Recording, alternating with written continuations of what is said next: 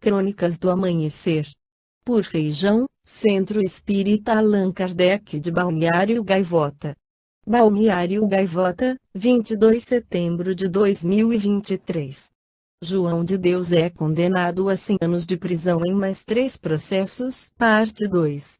João Teixeira de Faria, o auto-intitulado médium João de Deus, foi condenado, na segunda-feira, 10/07, em mais 3 processos que somam pena de quase 100 anos de prisão.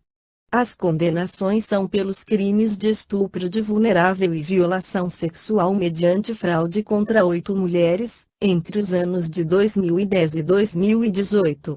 Ele também foi condenado ao pagamento de indenização por danos morais às vítimas, em valores de até R$ 100.000. Procurado por Universa, o advogado de defesa Anderson Van Gualberto de Mendonça afirmou que a defesa técnica ainda não foi intimada sobre as sentenças. Caso essa nova sentença adote as metodologias anteriores, estão fadadas à reforma pelos tribunais superiores, uma vez que estão em desacordo com a nossa legislação penal. Ele afirma que a defesa aguardará ser intimada para recorrer. Com a nova condenação, as penas de João Teixeira de Faria já somam 370 anos, 9 meses e 15 dias de reclusão. O Ministério Público ainda aguarda sentença para outros 4 processos contra ele. A defesa do ex-líder da Casa de Dom Inácio de Loyola, em Abadiânia, nega que ele tenha cometido qualquer violência sexual, e recorre de todas as sentenças. Apesar das condenações, João Teixeira está em sua casa, em Anápolis. Preso em dezembro de 2018, após as denúncias virem à tona no programa Conversa com Bial e no jornal O Globo, ele foi liberado para prisão domiciliar em março de 2020, por conta da pandemia de Covid-19. Com 82 anos, é improvável que João de Deus volte à prisão, segundo o Ministério Público. Mais de 320 mulheres procuraram as autoridades para relatar abusos sexuais cometidos pelo ex-médium, entre os anos de 1973 a 2018. Muitos dos casos estavam prescritos quando foram registrados, e por isso nem todos chegaram à justiça. Foram feitas até agora 15 denúncias de crimes sexuais que reúnem, ao todo, 66 vítimas. Outras 120 mulheres, de casos prescritos, foram listadas como testemunhas de colaboração. Há sobreviventes de todas as regiões do país e ao menos 10 países, entre eles Holanda, Estados Unidos e Austrália. Na Revista Espírita de março de 1859, Allan Kardec esclarece sobre médiuns interesseiros. Em nosso artigo sobre os escolhos dos médiuns colocamos a cupidez no rol dos defeitos que podem dar acesso aos espíritos imperfeitos. Não será inútil desenvolver este assunto. Na primeira linha dos médiuns interesseiros devem colocar-se aqueles que poderiam fazer de sua faculdade uma profissão, dando o que se costuma chamar de sessões ou consultas remuneradas. Não os conhecemos, pelo menos na França. Como, porém, tudo pode tornar-se objeto de exploração, não seria de admirar que um dia quisessem explorar os espíritos. Resta saber como eles encarariam o fato, se acaso se tentasse introduzir uma tal especulação.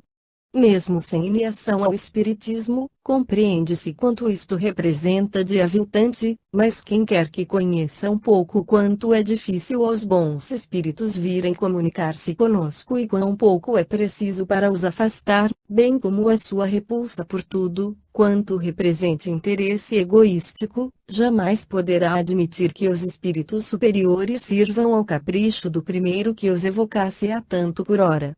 O simples bom senso repele uma tal suposição. Não será ainda uma profanação evocar pai, mãe, filhos e amigos por semelhante meio? Sem dúvida que dessa maneira se podem ter comunicações, mas só Deus sabe de que fonte. Os espíritos levianos, mentirosos, travessos, zombeteiros e toda a caterva de espíritos inferiores vêm sempre, estão sempre prontos a tudo responder. São Luís nos dizia outro dia, na sociedade, evocai o rochedo e ele vos responderá. Quem quiser comunicações sérias deve antes de tudo informar-se quanto à natureza das simpatias do médium com os seres de além-túmulo, aquelas que são dadas pela ambição de lucro só podem inspirar uma confiança falsa e precária. Médiuns interesseiros não são apenas os que poderiam exigir uma determinada importância, o interesse nem sempre se traduz na esperança de um lucro material, mas também nos pontos de vista ambiciosos de qualquer natureza, sobre os quais pode fundar-se a esperança pessoal. É ainda um tropeço que os espíritos zombadores sabem utilizar muito bem, de que se aproveitam com uma destreza e com uma disfarçatez verdadeiramente notáveis, acalentando enganadoras ilusões naqueles que assim se colocam sob sua dependência.